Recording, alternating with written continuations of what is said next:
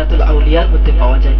একজন বৃদ্ধ মানুষ, অন্ধ মানুষ, সে কি করেছে, লাঠি নিয়ে হেঁটে হেঁটে যেতে যেতে আর রাস্তাতে পড়ে গিয়েছে।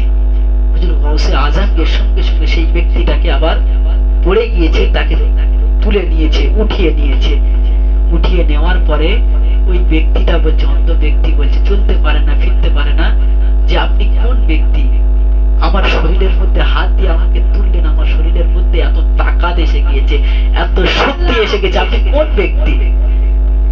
তখন হুজুর গাউসে আজম বলছে, একদিন ইসলামটা এইভাবে শেষ হয়ে যাচ্ছিল, ধ্বংসের দিকে যাচ্ছিল, আমি হুজুর গাউসে আজম ইসলামটাকে এইভাবে জিন্দা করেছি বলে সুবহানাল্লাহ। কিন্তু তারা ইসলামকে জিন্দা করে রেখে গিয়েছে, আর আমরা ইসলামটাকে ক্ষতির দিকে নিয়ে যাচ্ছি। যাচ্ছি কি যাচ্ছি না বলুন? কেউ মনে কষ্ট পাবেন না, এগুলো বলতে হয়। কারণ আপনার আমল যদি না ঠিক থাকে, আমরা যতই কারবালার শান শুনি, হুজুর গাউস পাকের শান শুনি, খাজা গরিবের নামাজের শান শুনি, আহলে বায়াতের শান শুনি, রাসূলুল্লাহ সাল্লাল্লাহু আলাইহি ওয়াসাল্লামের বাণী শুনি, কোনো কাজে আসবে না। আমি প্রথমেই বলে দিয়েছি, আমাদের নিয়তকে ঠিক রাখতে হবে।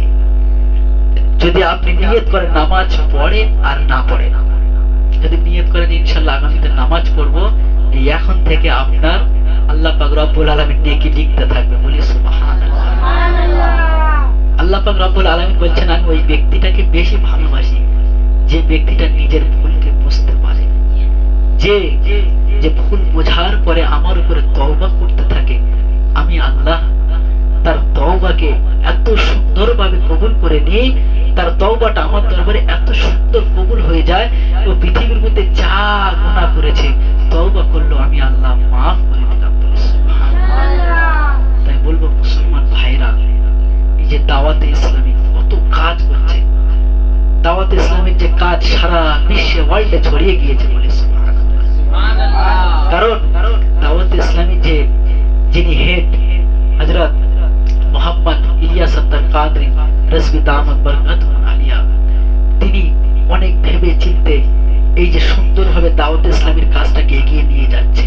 কারণ দাওয়াতে ইসলামের কাজ যদি না এই সারা ওয়ার্ল্ডে ছড়িয়ে যেত, ছড়িয়ে পড়তো, এই ইসলামটা যে আমরা সুন্নি বলে দাবি করতাম, আমরা হানাফি বলে যে দাবি করি, আমরা বেরালভি বলে যে দাবি করি, কাদরিয়া সিলসিলা বলে যে আমরা দাবি করি, যেমনি করে আগে ইসলামটা শেষের দিকে যাচ্ছিল, আর আমরা যে সুন্নি মুসলমান, আমরা সুন্নি বলে দাবি করি, উনি যদি এই দাওয়াতে ইসলামের প্রতিষ্ঠাতা না করতেন, তাহলে আস্তে আস্তে আমরা অন্য দিকে চলে যেতাম। আজকের আমরা আস্তে আস্তে দেওবন্দীদের দিকে চলে যেতাম, আহলে হাদিসদের দিকে আমরা চলে যেতাম। তিনি যে একটা সুন্দর কাজ করছে, আমরা যদি এর সাথে জড়িত থাকতে পেরেছি, এই দাওয়াতে ইসলামীকে যদি আমরা ঠিকঠাক, দাওয়াত ইসলামী যেগুলো শেখায় আমরা যদি মানতে পেরেছি, ইনশাআল্লাহ আমরা একদিন কামিয়াবি হয়ে যাব, বলে সুবহানাল্লাহ। তিনি বলছেন, মুঝে আপনি और सारे दुनिया की इस्तिलाहत कोशिश करनी है। তিনি বলছেন যে মুঝে আপনি और सारे दुनिया की इस्तिलाहत कोशिश करनी है। আগে আমাকে আপনাকে নিজেকে সংশোধন হতে হবে। কাকে? ধরেন আমি আপনাদেরকে যে বোঝাচ্ছি, কথাগুলো বলছি, আগে আমাকে পরিবর্তন হওয়ার দরকার আছে কিনা?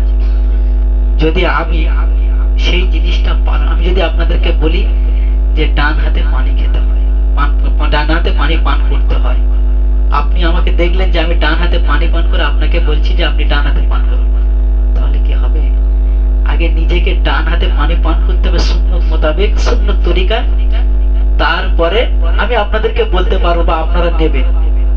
যে জিনিসটা আমার মধ্যে না থাকবে, যদি আমি আপনাদেরকে বোঝাই, আমি